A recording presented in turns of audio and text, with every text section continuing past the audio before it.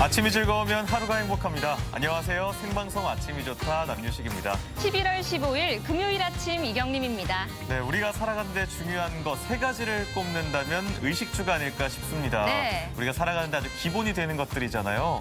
그런데 최근 조사에서 이 세 가지 중에 일부가 바뀌었다고 해요. 네, 맞습니다. 한국소비자원에서는요, 2013년도부터 소비생활 지표를 조사해서 발표를 하고 있는데요. 17년도까지는 의식주가 1, 2, 3위를 앞다퉜다고 합니다. 그런데 올해는요, 옷이 제외가 되고 금융이 탑3에 올랐다고 하네요. 그럼 원래 의식주였는데 의가 빠지고 금융이 들어왔으니까 네. 금융식주라고 불러야 되는 그럼요. 건가요? 그런데 이 금융이 미래를 대비하는 뭐 보험이라든지 금융 이러한 가치들이 점점 높아지고 있는 것 같긴 합니다. 네. 특히 50대 응답자들이 이 금융을 선택하신 분들이 많았다고 해요. 네, 그렇습니다. 또 소비생활 지역별로 만족도를 살펴보면요. 가장 만족도가 높은 곳이 대구고요. 지역 17개 지역 중에서 세종은 6위, 대전은 12위라고 하는데 조금 아쉽긴 하네요. 그러니까요. 네. 우리 대전이 12위라니 믿기지가 않는데 이 농담 반 진담 반으로 아이 성적과 남편 월급 빼고는 다 올랐다고 할 만큼 네. 이 물가가 고공행진을 하고 있습니다. 내가 얼마나 돈을 쓰는지 나의 소비 패턴은 어떤지 한 번쯤은 점검해보는 시간을 가지는 것도 좋을 것 같습니다. 자, 본격적인 소식을 만나기 전에 우리 지역의 날씨부터 알아보겠습니다. 강혜라 기상캐스터. 네, 강혜라입니다. 네, 어제는 수능 한파였는데 오늘도 많이 추울까요? 날씨 알려주시죠. 네, 오늘은 공기가 한결 부드러워지겠습니다. 이 시각 대전의 기온은 2.3도로 어제보다 조금 높은데요. 한낮에는 16도까지 오르면서 어제보다 8도가량이나 높겠습니다. 오늘 비 소식도 있습니다. 아침에 충남 북부 지역을 중심으로 비가 시작돼 전 지역으로 확대되겠는데요. 늦은 밤 북서 지역부터 대부분 그치겠지만 금산과 논산 등 일부 충남 남부 지역은 내일 새벽까지 이어지겠습니다. 비의 양은 5mm 안팎으로 많지는 않겠습니다. 오후에는 중국발 스모그가 유입되겠습니다. 세종과 충남 지역은 오후부터 일시적으로 미세먼지 농도가 나쁨 단계에 들겠습니다. 호흡기 관리에 만전을 기해 주시기 바랍니다. 위성 영상입니다. 오늘은 기압골의 영향을 받아 흐리고 비가 오겠습니다. 지역별 날씨입니다. 낮 기온은 어제보다 10도 정도 껑충 오르겠습니다. 천안 14도, 세종과 대전 16도, 공주 15도로 예상됩니다. 한낮에 당진 16도, 홍성 16도, 보령 17도로 전망됩니다. 서해 중부 먼바다에는 풍랑주의보가 발효 중인 가운데 오전까지 물결이 4m까지 거세겠고요. 바람도 매우 강하게 불겠습니다. 해상 활동하시는 분들은 주의하시기 바랍니다. 주간 날씨입니다. 일요일부터 다음 주 월요일 사이에 비가 내리겠고요. 비가 그친 뒤 또 한 번 추워지겠습니다. 건강관리 잘해주세요. 날씨였습니다. 네, 최근 20, 30대를 두고 홈 루덴스족이라는 단어가 생겨났다고 합니다. 네. 이 집을 뜻하는 홈과 논다는 의미의 라틴어 루덴스가 합쳐진 말인데요. 누구의 방해도 없이 집에서 여유를 가지고 논다는 그런 뜻을 담고 있다고 해요. 네, 쉽게 말해 우리말로 집돌이, 집순이를 뜻하는 말인 것 맞습니다. 같은데요. 네, 저도 홈 루덴스 족 중에 하나인 것 같습니다. 그래요? 네, 집에서 맛있는 커피를 내려 마시는 거 너무 좋아하고요. 물론 밖에서 하는 쇼핑도 좋지만 집에서 이렇게 클릭으로 하는 쇼핑 너무 재밌더라고요. 또 이제 수제 맥주를 만들어 드시는 분들도 많이 계셔요. 저도 말씀 듣고 나니까 정말 홈 루덴스족이 아닐까 싶은데요. 저 주말이면 그냥 집에서 노트북으로 연결해서 영화 보고 이런 네. 것들 좋아하거든요. 우리 아침 가족분들은 집에서 혼자 어떤 것들을 하시는지 또 궁금해집니다. 그래서 오늘의 사진 사연 주제 이렇게 정해봤습니다. 소소한 일상, 내 집이 최고지라고요. 네. 혼자 노는 방법들, 혼자 놀기의 진수 보여주시면 저희가 잠시 후에 소개해드리도록 하겠습니다. 네, 사진 사연 보내는 방법 알려드릴게요. 생방송 아침이 좋다 앱을 내려 받으셔도 되고요. 인터넷 주소창에 아침이좋다.kr 입력하시고 닉네임과 전화번호 쓰면 오늘도 사진과 사연 보내주실 수 있습니다. 많이 참여해주세요. 네. 자, 금요일 첫 소식 문화 나들이 순서입니다. 세종으로 떠나볼 텐데요. 세종하면 떠오르는 이미지가 뭐 행정 중심의 도시 그리고 또 세련되고 도회적인 이미지 이런 것들을 갖고 있습니다. 그런데 최근에는 문화 공연도 많이 생겨서 문화 도시라는 이미지도 있다고 해요. 네, 그렇습니다. 떠나가는 가을을 더욱더 풍성하게 만들기 위한 또 전시와 공연이 이어지고 있다고 합니다. 세종으로 문화 나들이 떠나봅니다. 신행정수도 세종특별자치시. 세종은 현재 충청의 문화 거점으로 힘찬 발돋움을 하고 있다. 세종에서 펼쳐지는 전시회, 그리고 오페라 공연까지 문화예술 이야기가 가득한 세종을 만나보자.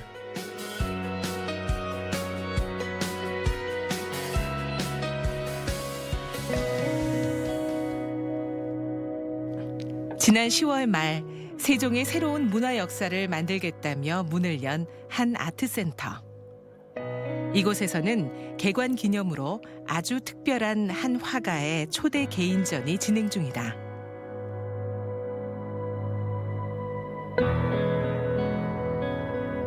세종 시민분들께서는 문화예술에 대한 갈증을 되게 많이 느끼고 있어요. 그래서 그런 욕구를 충족시키고자 저희가 개관을 하게 되었고요.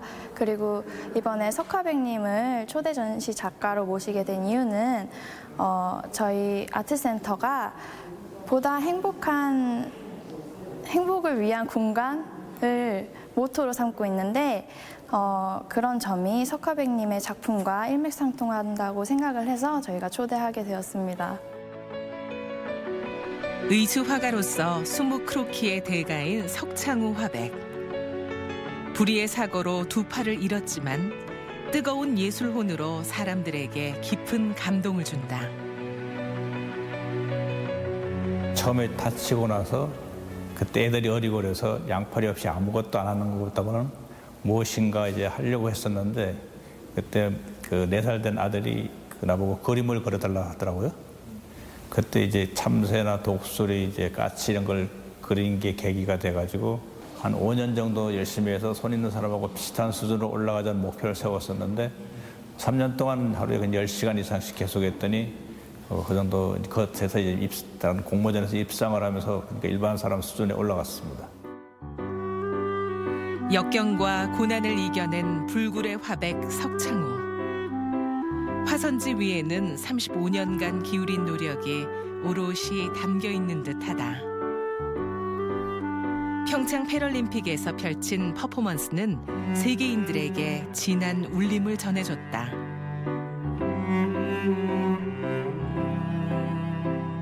초기에는 이제 인체만 그렸거든요. 사람만 그렸었는데 사람하고 기계가 있는데 일체감이 있는 스피드가 굉장히 좋아 보이더라고요.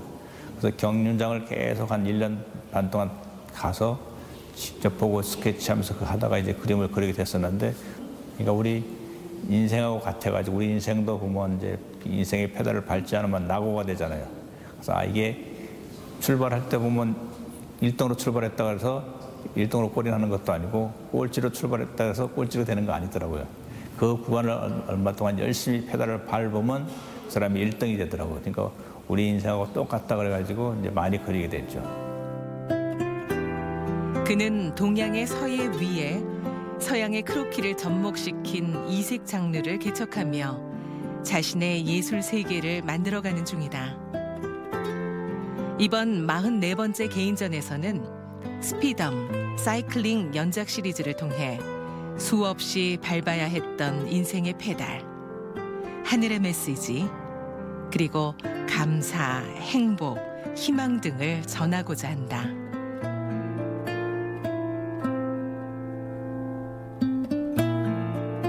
그림은 꼭 어떤 큰 그림 안에서의 울림도 중요하지만 작은 그림들이 모여서 큰 뜻을 이렇게 전달해 주는 것 같은 느낌. 그래서 아주 작은 그림들의 그 큰 묶음의 그림이 너무 좋았습니다. 석화백님의 인생과 작품에서 많은 메시지를 품고 가시는 것 같아요. 그래서 기획한 저희 입장에서도 굉장히 뿌듯한 일이고, 그리고 앞으로도 저희 아트센터에서 편안한 행복과 여유를 느낄 수 있는 다양한 공연과 전시 준비되어 있으니까 많은 분들 찾아주셨으면 감사하겠습니다. 세종 출신의 화가로 우리나라 근현대 미술사의 대표 작가 장욱진. 그의 이야기를 담은 창작 오페라 첫 공연이 내일 저녁 세종문화예술회관에서 펼쳐진다. 세종시의 인물로 오페라를 창작을 해보고 싶었어요. 그래서 그 세종시의 인물들을 찾아보는 과정에서 장욱진 화백이라는 분이 있다는 얘기를 들었어요. 작품 활동을 하면서 그 생각했던 어떤 고뇌, 이런 것을 무대에 올려보고 싶었어요. 그리고 그것을 미디어 아트로 표현을 하고 또 무용으로 표현을 하고 이렇게 하고 싶었어요. 그래서 선택을 하게 됐습니다. 오페라 장욱진은 2013년에 창단해 현재는 세종특별자치시 공연장 상주단체로 선정된 한음 오페라단의 공연이다. 저희가 세종시에서 활동하면서 세종 시민들이 오페라를 쉽게 이해할 수 있게 사실 처음에는 파페라부터 시작을 했습니다. 그리고 지금 창작 공연까지, 창작 오페라까지 올릴 수 있는 그런 과정이 있었습니다. 자유로운 정서를 가진 장욱진 화백의 이야기를 각색. 잔잔한 전개 속에서 인생의 무게와 욕심을 조금이나마 덜고 진정한 행복을 찾는 시간을 관객에게 선물할 계획이다.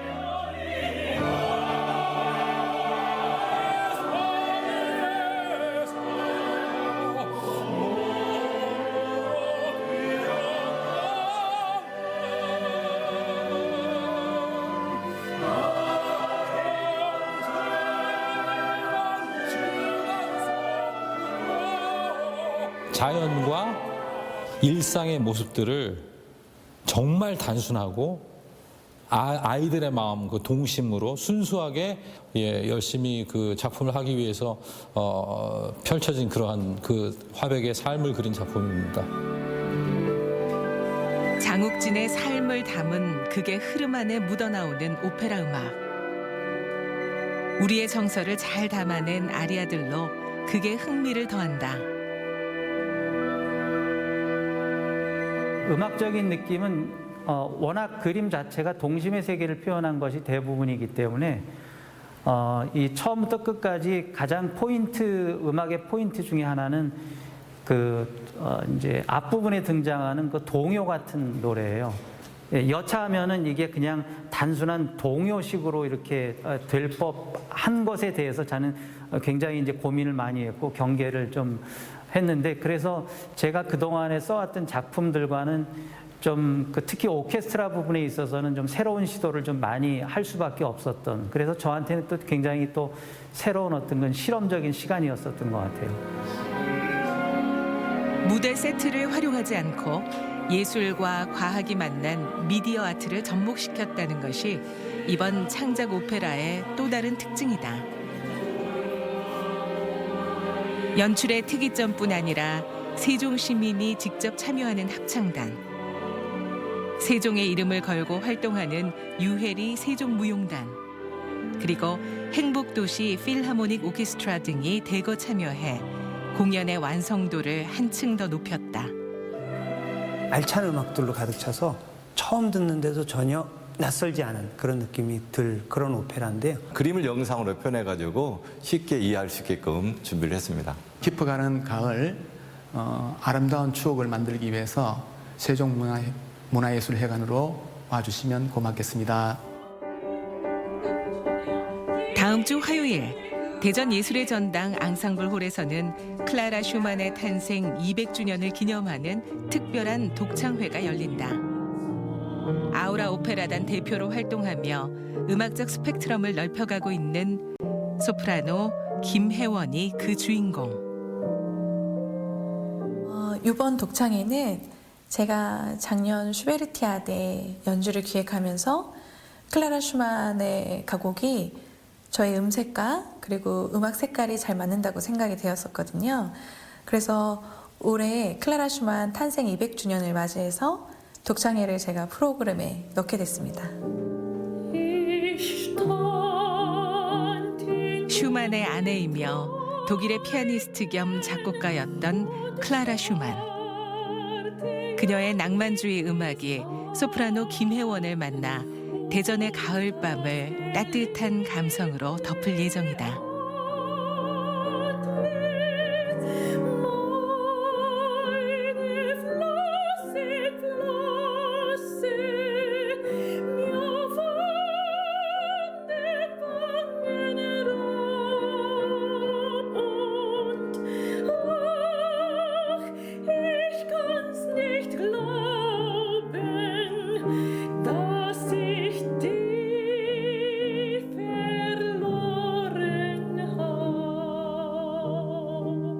클라라 슈만은 가곡을 총 28곡을 작곡했는데요.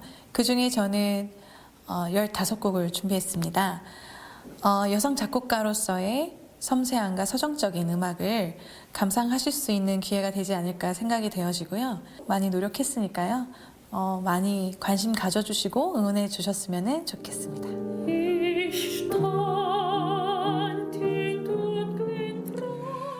네, 이 세종의 전시 공연 소식과 함께 대전의 독창회까지 함께 만나봤습니다. 네. 저는 특히 이 의수화가 석창호 화백의 인터뷰를 보면서요. 1만 시간의 법칙이 떠올랐는데요. 네. 이 3년여라는 시간 동안 매일같이 꼬박 3시간씩, 아니죠, 10시간씩 이렇게 노력을 했다는 사실이 참 말로만 하는 것 좀 쉽지 않은데 참 대단한 것 같습니다. 맞습니다. 저도 석 작가님을 보면서 제가 그동안 조금 나태하게 산 건 아닌가 하고 반성을 조금 하게 되는데요. 또 작품이긴 하지만 그 안에서 느껴질 수 있는 그 에너지가 참 무궁무진하더라고요. 맞는 말입니다. 또 그리고 장욱지는요, 음악과 미술을 이렇게 결합한 그런 공연이 아닐까 싶은데요. 뭔가 더 풍성해질 것 같고 이 깊어지는 가을밤, 가을에서 겨울로 넘어가는 요맘때 더욱더 보기 좋은 공연이 아닐까 이런 생각도 듭니다. 네. 문화나들이 함께 떠나봤고요. 이번에는 톡톡 튀는 아이디어가 있는 곳으로 함께 떠나보도록 하겠습니다. 오래된 목욕탕과 또 움직이는 버스가 카페로 변신했다고 합니다. 지금 화면으로 만나보시죠. 무료한 일상을 잊게 해줄 특별한 곳으로 떠나보고 싶은 적 있으시죠? 뜻밖의 공간에서 만난 작은 즐거움이 일상의 선물이 될 수 있습니다. 바다를 보니까 진짜 마음이 진정이 되는구나.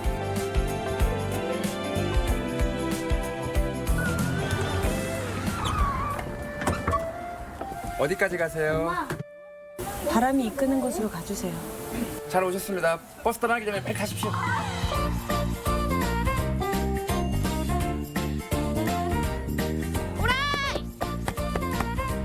특별한 인테리어로 지루함을 날려주고 이색 볼거리와 흥미진진한 게임을 즐길 수 있는 이색 카페로 지금 떠나보시죠. 이색 카페를 찾아 나선 곳 먼저 군산입니다. 고군산 군도를 배경으로 노란 미국식 스쿨버스가 눈길을 사로잡는데요. 이름하여 버스 카페. 버스 이렇게 들어오니까 인테리어가 정말 장난 아니에요. 버스 운전이라도 해보신 거예요? 운전은 해봤죠. 진짜요? 네네. 스쿨버스? 그럼요. 미국에서? 아니요, 여기 섬에서.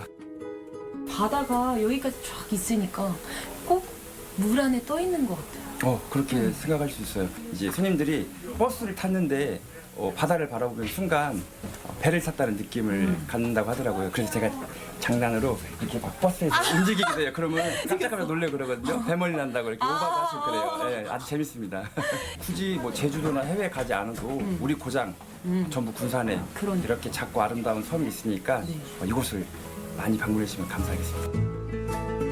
무엇보다 바다를 눈에 담으며 힐링할 수 있다는 게 가장 큰 매력이겠죠. 한 폭의 그림처럼 너무 예쁘고 멋있는 것 같아요. 버스 안팎에서 사진 한 장 남기는 것도 이곳의 필수 코스입니다.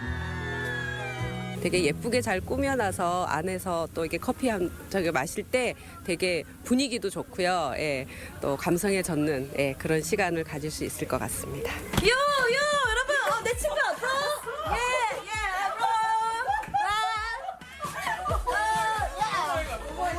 아니, 오마이갓. 장난 아니다. 그러니까 이거 먹다 보긴 한데 먹어도 돼요? 네. 이곳의 특별 메뉴 사장님 표 수제버거. 이거 먹으니까 나 지금 미국에 딱 와 있는 느낌이에요. LA 와 있는 LA. It's really a wonderful place and it's Suje Burger is so good, so tasty. I hope you guys come here and enjoy this wonderful place. 무녀도가 고향인 카페 사장님이 자신이 가장 좋아하는 풍경 쥐똥섬을 바라볼 수 있는 곳에 버스 카페를 연 거라고 하는데요. 물이 빠지면 섬까지 걸어가 볼 수도 있다고 합니다. 이어서 찾은 이색 카페는 그런데 여기 진짜 카페 맞나요? 사장님, 여기 몰디브 한 잔이요. 저 손님, 여기서 이러시면 안 돼요. 왠지 친숙한 공간이죠. 냉탕, 온탕 같은 목욕탕 시설을 그대로 둔 채 카페로 다시 태어난 일명 목욕탕 카페입니다. 아니 지금 그래서 좀 어지러우니까 기력 보충 좀 해야겠어요. 이곳의 시그니처 메뉴. 삶은 계란을 또 삶아오셨어. 이렇게 해서 먹으면 되는 건가? 이거. 잠시만요. 사장님이 손수 만든 빵이랍니다. 뭐야 무슨 빵이에요 이게? 이게 뭐야? 레몬 케이크라는 빵인데요. 레몬 케이크요? 네. 한번 드셔보세요. 와, 맛은 어떨까요? 상큼 촉촉. 너무 맛있는데요? 계란보다 이게 낫다. 당연하죠. 걸쭉한 미숫가루 라떼도 이곳의 인기 메뉴. 너무 좋다. 땀 쫙 빼고 요거 하나 먹으니까 살 것 같아요. 진짜 뭔가 옛 추억이 몽글몽글몽글. 사장님 근데 이런 아이디어는 어떻게 내게 되신 거예요? 여기가 40년 정도 되었다고 해요. 이제 어떻게 할까 고민을 하다가 동네 주민들이 모여서 얘기도 나누시고 이런 공간이 있으면 좋겠다 해가지고 이제 이런 카페라는 곳을 열게 된 거죠. 도시재생 사업의 일환으로 구도심의 낡은 목욕탕이 카페로 탈바꿈한 건데요. 위층에선 작은 전시회도 감상할 수 있습니다. 카페뿐 아니라 이렇게 전시도 하나 봐요. 카페 손님들이 자연스럽게 이제 올라오셔가지고 이제 그림도 보면서 쉴 수 있는 공간도 저희가 조성을 했고요. 지역에서 이제 문화활동 하시는 분들이 자주 찾아주셔가지고 다양한 전시회를 진행하고 있습니다. 뿐만 아니라 종종 작은 음악회와 강연도 마련해 주민들의 문화공간으로 자리를 잡아가고 있습니다. 도시재생이라는 것은 이제 단순히 건물의 재활용뿐만 아니라 지역의 주민들이 같이 활용할 수 있는 공간을 만들어내는 것이거든요. 그래서 지역의 주민, 원주민들이 함께 할 수 있는 공간을 만들어서 그 안에서 다양한 것들을 만들어내는 것이 저희 목표입니다. 이번엔 지루함을 날려줄 이색 카페, 방탈출 카페입니다. 각 방마다 특별한 미션이 있는데요. 방 안의 쪽지나 힌트를 통해 미션을 해결해야만 탈출할 수 있다고 하네요.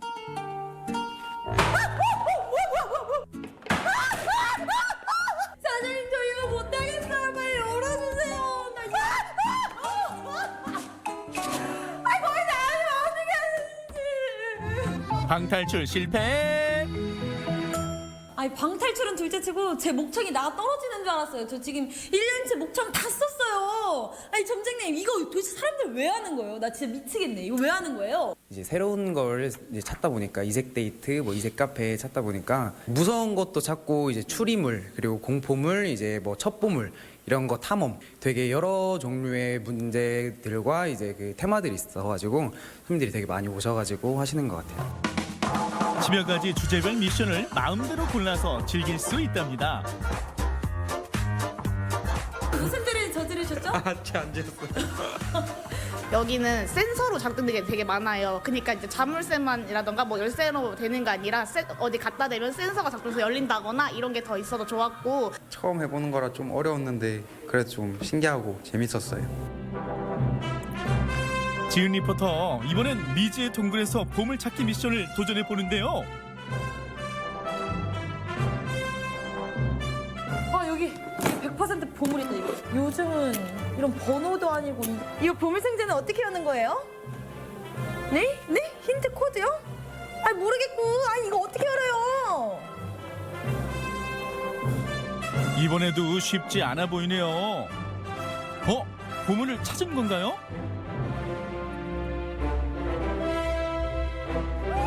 아이고, 이제 서출해야겠습니다.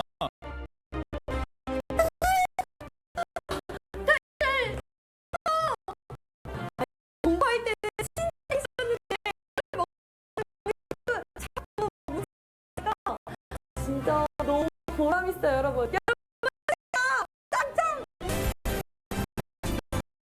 평범한 카페는 카페 그 이상의 물건을 통해 이상을 벗어나고 싶어요.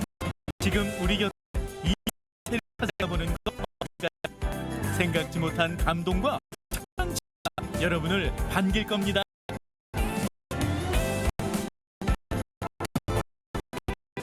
네, 함께 이 카페들 알아봤습니다. 요즘같이 해가 짧아지는 시기에 때 이 버스 카페에 딱 앉아서 이 지는 노을을 바라보면 저는 호화 유람선도 부럽지 않을 것 같은데요. 그래요.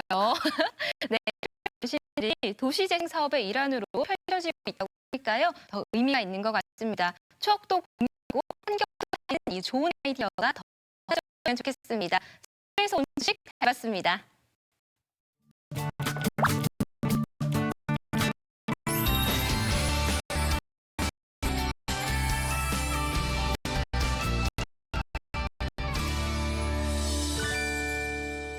네, 요즘처럼 차고 건조해지는 계절에는요, 피부 질환을 앓고 계신 분들에게는 더욱더 힘든 계절입니다. 네. 특히 난치성 피부 질환을 앓고 계신 분들의 고통은 말할 수 없이 더 고통스럽다고 해요. 네, 그렇습니다. 이 가려움증 때문에 숙면을 취하지도 못하고요. 심한 경우에는 일상생활에도 지장을 준다고 합니다. 그 대표적인 질환이 바로 건선과 건조 피부염이 아닐까 싶어요. 맞습니다. 그래서 오늘 건강톡톡 시간에는요, 이 건선과 건조 피부염에 대해 알아볼 텐데요. 그 원인과 어떠한 치료 방법들이 있는지 함께 살펴보도록 하겠습니다. 네, 오늘 도움 말씀 주실 분 소개해드리도록 하겠습니다. 피부과 전문의 김수연 원장 나오셨습니다. 어서 오세요.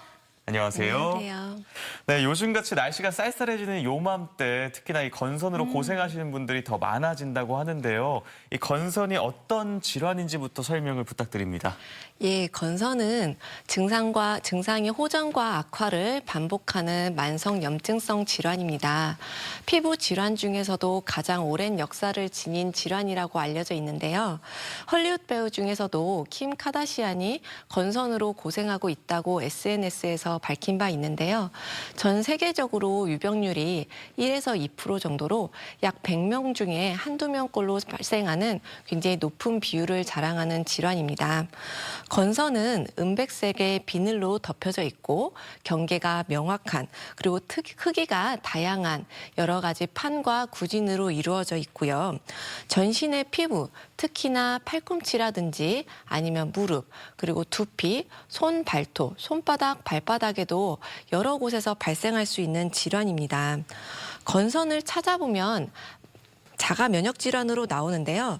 이 자가 면역 질환이라는 것이 무엇이냐면 이 면역계가 이제 우리 몸에 이제 바이러스가 들어왔을 때 면역계가 우리 몸을 잘못 인식을 해가지고 피부의 각질 세포가 병원체로 인식을 하게 되는 거죠. 그래서 병원체로 인식을 해서 공격을 해서 각질 세포가 계속 그 위에 쌓이면서 각질이 두꺼워지게 발생하는 질환입니다. 네, 그렇군요. 간혹 보다 보면 또 피부가 굉장히 건조하신 분들이 계시잖아요. 이런 악건성 분들이 또 건선으로 발전을 하는 건가요?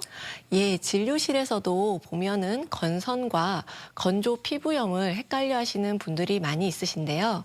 이제 일교차가 커지게 되면 피부가 예민하게 변하게 되고 그리고 가을철부터는 수분량이 적어지면서 피부에 하얗게 각질이 쌓이게 됩니다. 이러한 증상이 건조한 피부를 생각을 할 수도 있겠지만 자가면역 질환인 건선을 생각해 볼 수도 있겠습니다.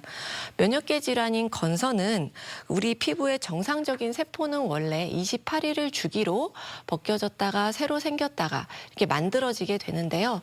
건선이라고 하는 질환은 6배에서 8배 정도 굉장히 빠른 주기로 피부의 세포 주기가 변하면서 각질이 그 위로 계속 쌓이게 됩니다. 그래서 원래는 이제 세포가 죽게 되면 그 죽은 이후에 이제 새로운 세포가 쌓이게 되고 하게 되는데 죽은 세포가 떨어지기도 전에 그 위에 새로운 세포가 쌓이게 되면서 건선이라고 하는 질환이 생기게 되고요. 건선은 오랜 기간 동안 증상의 호전과 악화를 반복하면서 만성적으로 발생을 하게 되고요. 또한 20대 초중반부터 발생을 하게 됩니다. 그리고 지금 이맘때 가을철, 겨울철부터 그 건선이라고 하는 질환이 악화된다든지 시작된다고 이야기를 하고 있고요. 스트레스를 받거나 했을 때도 굉장히 악화가 될 수 있습니다. 그렇군요. 우리가 이렇게 일상생활을 하다가 갑자기 또 생길 수 있는 질환이라서 아마 걱정되시는 분들도 많을 것 같은데요. 그렇다면 이 건선의 특별한 어떤 원인들이 있을까요? 예, 건선은 아직 명확하게 원인이 원인이 밝혀진 바는 없습니다. 하지만 이제 피부에 있는 면역 세포인 T세포가 활성화되면서 이 변형 물질들이 우리 각질 세포에 자극을 주면서 각질 세포가 오히려 과다하게 증식된다든지 염증을 유발시킴으로 인해서 건선이 발생된다고 생각이 되어지고 있는데요. 피부 세포가 빠르게 자라나고 정상적인 분화에 장애가 생기게 되어서 피부 위에 비듬과 같은 각질이 생긴다고 보시면 되겠습니다.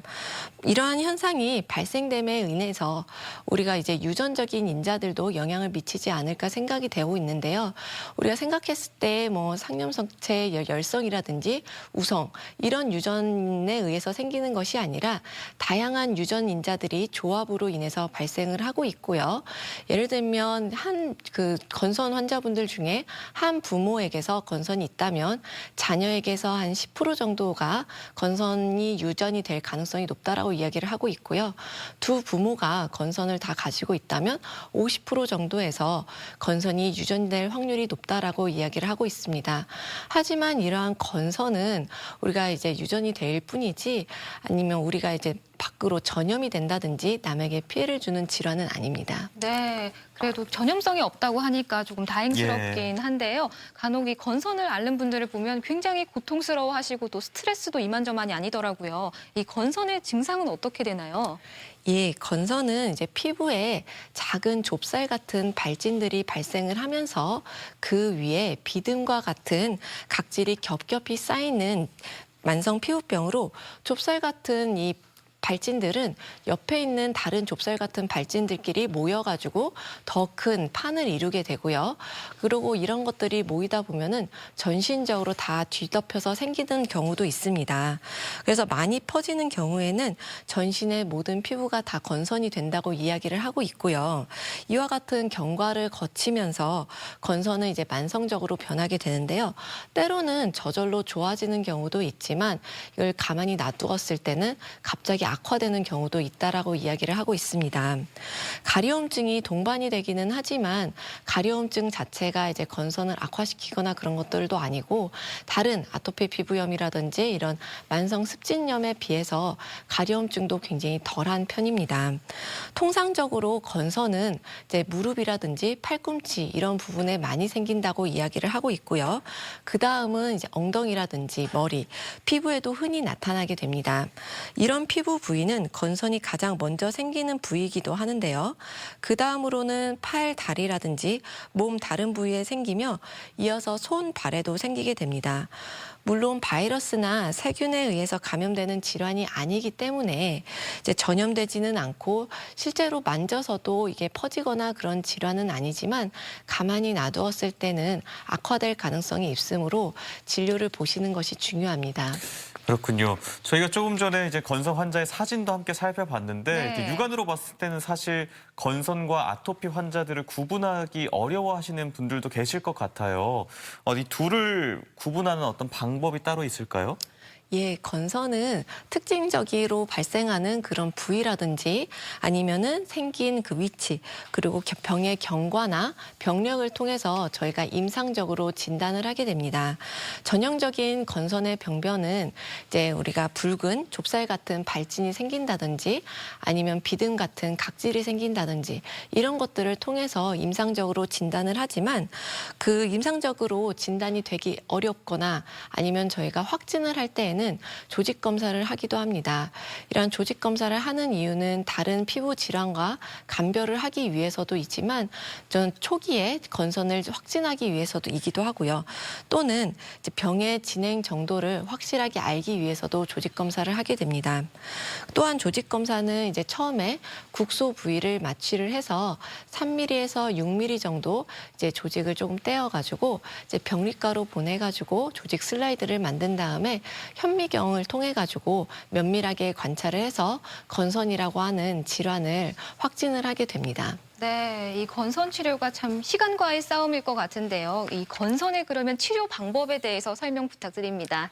예, 건선은 개개인의 그 시기에 따라서 나타나는 증상이 다르고 원인에 대한 그 치료하는 방법이 없기 때문에 그때그때 병의 상태에 따른 그 증상 조절을 한다든지 아니면 생활 관리를 통해서 재발을 억제하는 방법을 사용을 하고 있습니다.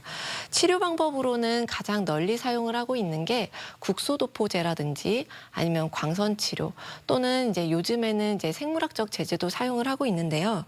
그 최근 도입한 이러한 생물학적 제제 같은 경우는 기존 치료보다도 매우 우수한 효과를 보이고 있고요.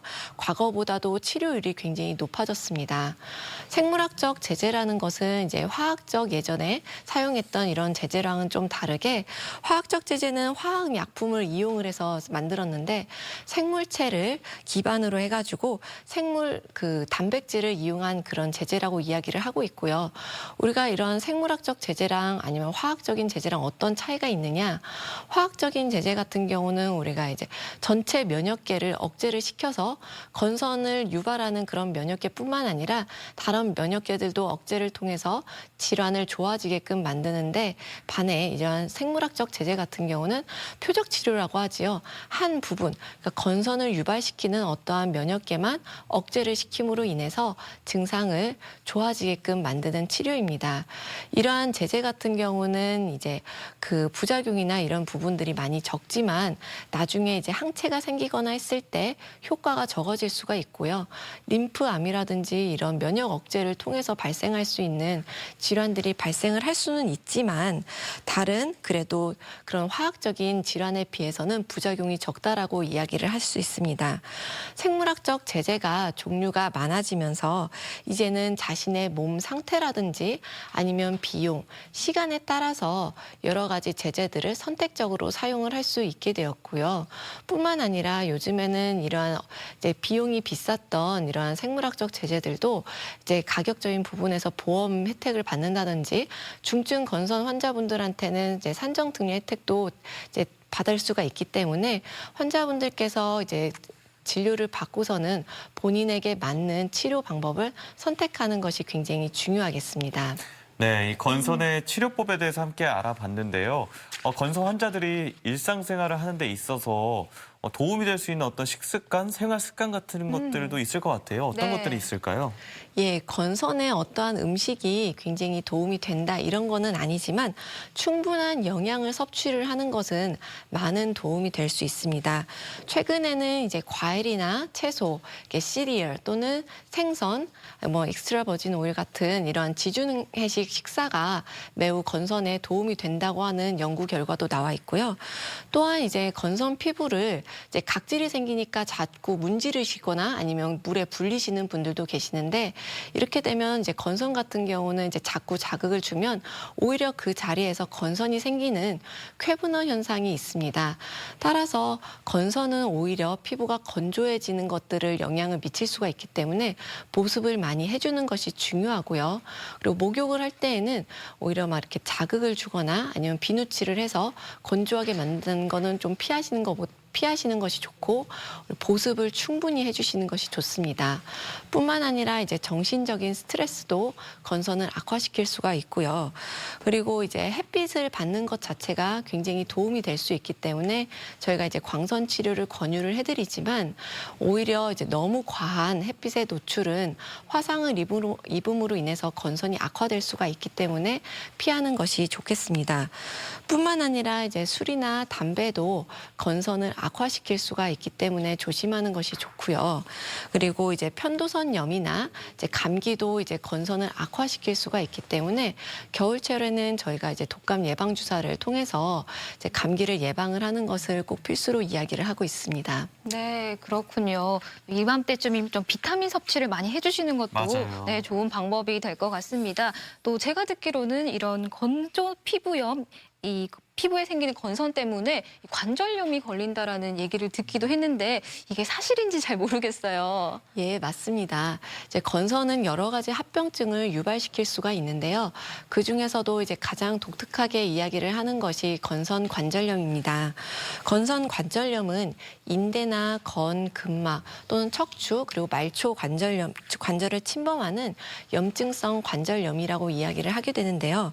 이제 류마티스 인자가 음성이고 또한 손발톱 병변을 침범 그리고 그 외에도 그 골부착염이라든지 손가락이나 발가락이 소세지 모양처럼 변하는 손발가락 관절염이 발생을 할 수 있습니다. 건선 관절염은 류마티스 관절염과의 관별이 중요한데요.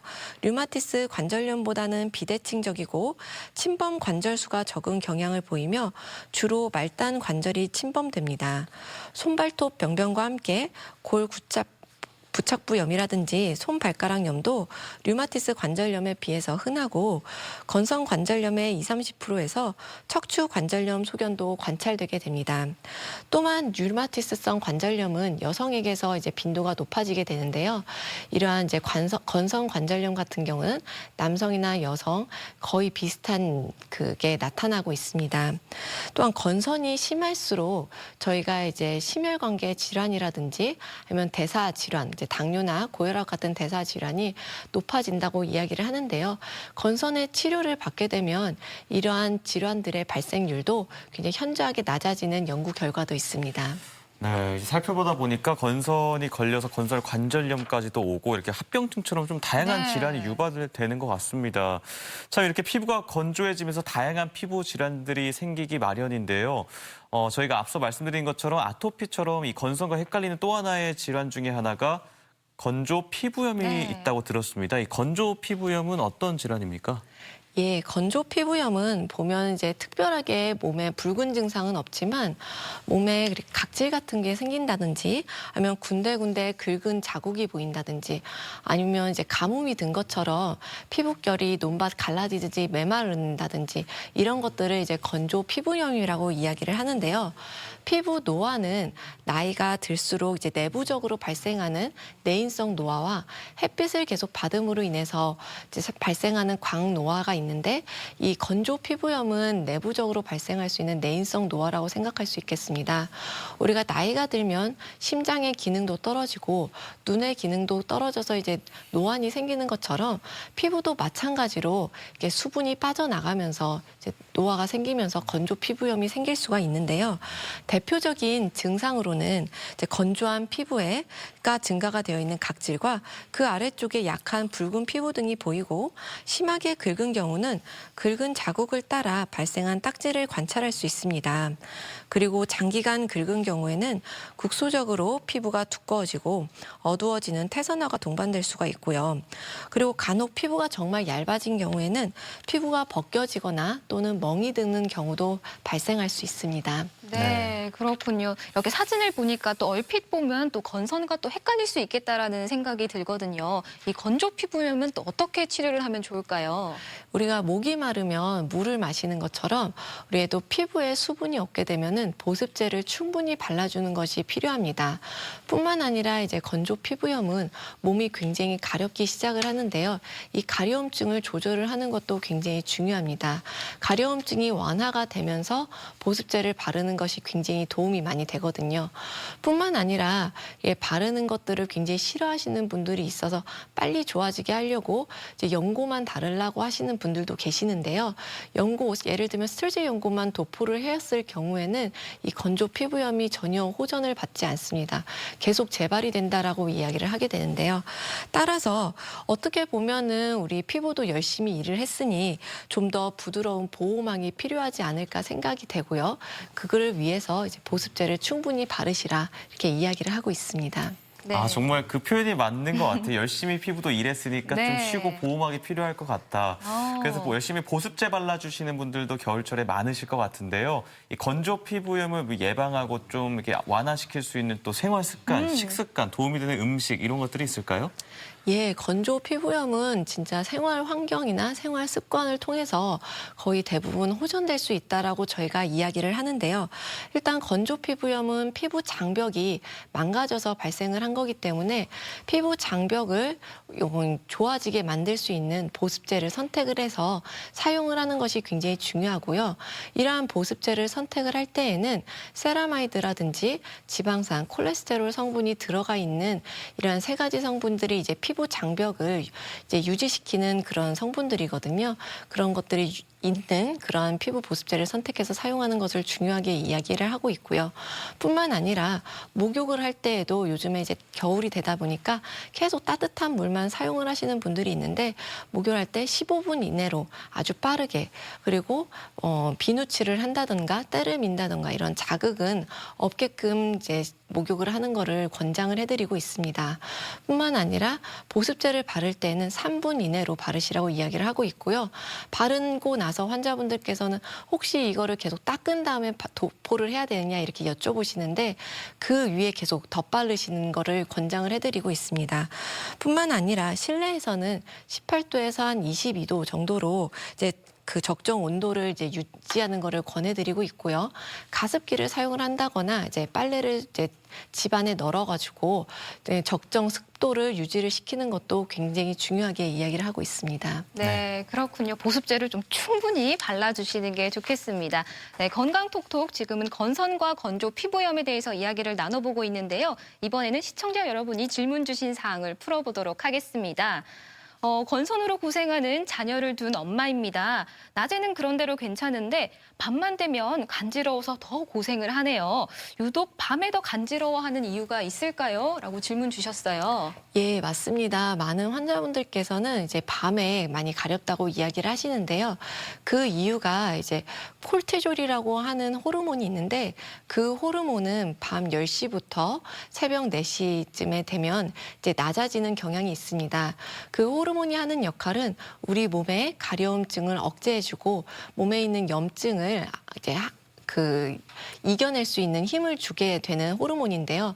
그 호르몬이 낮아지면서 몸에 이제 가려움증이 밤이 심해지게 됩니다. 따라서 규칙적인 생활, 일찍 자고 일찍 일어나는 습관을 들이는 것이 이제 가려움증을 악화시키는 데 도움이 될 수 있겠습니다. 네, 밤이 되면 심해지는 이유가 따로 있었군요. 자, 다음 질문입니다. 건선은 호전은 되지만 완치는 힘들다고 들었습니다. 그렇다면 결국 꾸준하게 치료하는 방법밖에는 없을까요? 이런 질문이 있었거든요.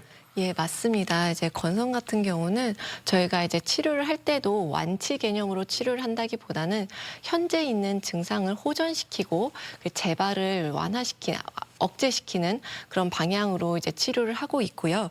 그래서 따라서 꾸준한 치료를 통해서 그 질환을 호전시키는 것을 권장해드리고 있습니다. 네, 그렇군요. 오늘 건강톡톡에서는 건선과 건조 피부염에 대해서 알아봤습니다. 다음 이 시간에는요, 골다공증에 대해서 알아보도록 할 테니까요. 궁금한 사항 있으신 분들은 게시판에 남겨주시길 바랍니다. 네, 좋습니다. 지금까지 도움 말씀의 피부과 전문의 김수연 원장이었습니다. 말씀 감사합니다. 자, 이제 끝으로 다시 한번 날씨를 알아보도록 하겠습니다. 날씨 알려주시죠, 강혜라 기상캐스터. 네, 날씨가 참 변덕스럽습니다. 오늘은 추위가 한결 누그러지겠는데요. 이 시각 대전의 기온은 5.9도로 어제보다 조금 높게 시작하고 있습니다. 한낮에는 16도까지 오르면서 어제보다 8도가량이나 높겠습니다. 오늘 비 소식도 있습니다. 아침에 충남 북부 지역을 중심으로 비가 시작돼 전 지역으로 확대되겠는데요. 늦은 밤 북서 지역부터 대부분 그치겠지만 금산과 논산 등 일부 충남 남부 지역은 내일 새벽까지 이어지겠습니다. 비의 양은 5mm 안팎으로 많지는 않겠습니다. 오후에는 중국발 스모그가 유입되겠습니다. 세종과 충남 지역은 오후부터 미세먼지 농도가 나쁨 단계에 들겠는데요. 호흡기 관리에 유의하시기 바랍니다. 위성 영상입니다.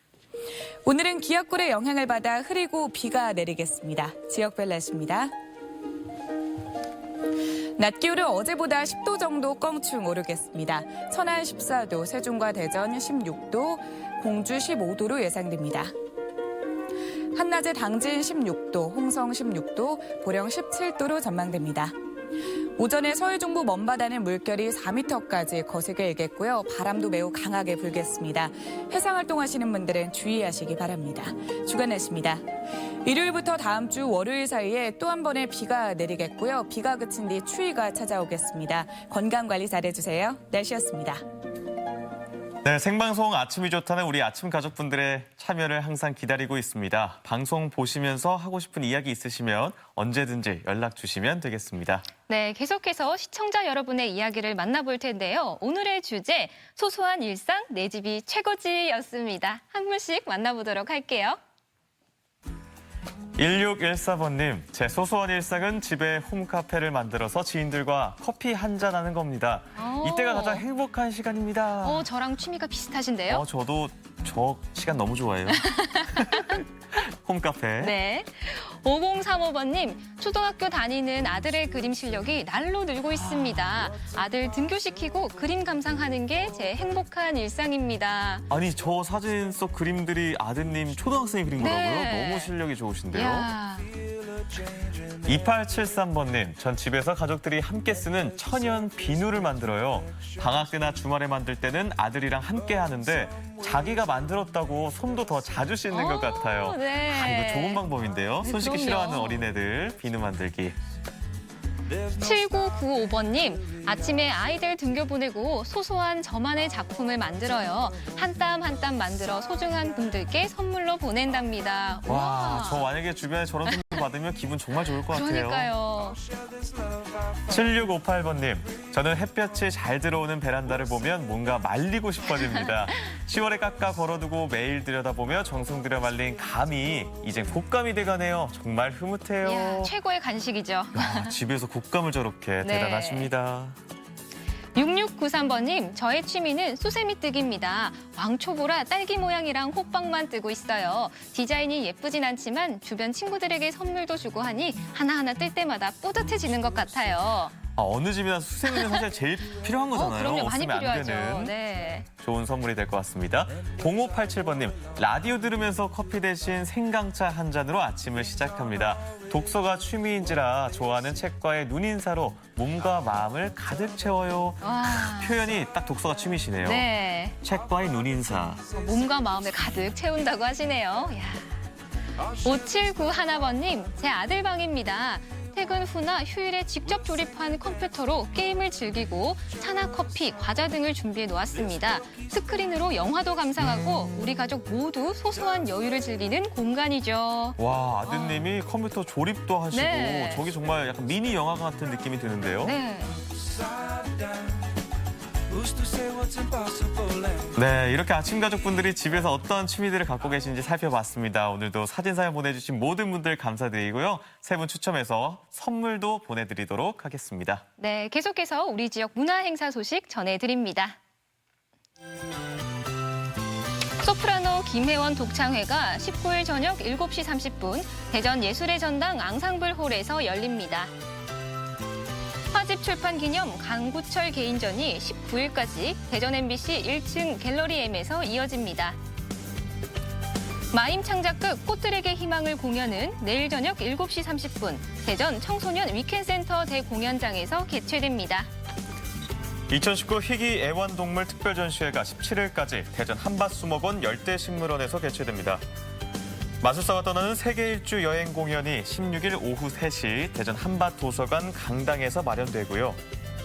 현대무용 까르미나 브라나 공연은 22일 저녁 7시 30분 당진 문예의 전당 대공연장에서 만나실 수 있습니다. 우리 지역의 문화행사, 축제와 함께 즐거운 시간 보내시기 바랍니다. 마을의 금연거리를 조성하고 건강한 마을을 만들기 위해 노력하는 논산, 남산, 산리 사람들. 당수마을로 소문난 이 마을에 요즘 효자동이 작물이 있다는데요. 어떤 내용인지 월요일 마을 탐구 생활에서 만나볼게요. 네, 요즘 때 아닌 장염으로 고생하시는 분들 주변에 꽤 있습니다. 네. 사실 식중독이라는 게 여름에만 발생한다고 생각하기 쉬운데요. 요즘 같은 시기 9월에서 11월까지 발생하는 장염이요. 1년치로 보면은 25% 정도 해당한다고 해요. 그렇죠. 이 날이 선선해지면서 오히려 또 음식물 관리를 잘 못해서 생기는 게 아닐까 싶은데요. 또 노로바이러스로 장염을 호소하시는 분들도 늘고 있다고 하니까요. 또 위생 관리에 철저히 신경을 쓰셔야겠고요. 물은 꼭 끓여 드시고 어패류는 또 익혀 드시면 좋겠습니다. 네, 맞습니다. 건강관리 잘 하시고요. 오는 주말 또 행복한 시간 보내시기 바랍니다. 저희는 다음 주 월요일 아침 이 시간에 찾아뵙도록 하겠습니다. 함께해 주신 여러분 고맙습니다. 고맙습니다.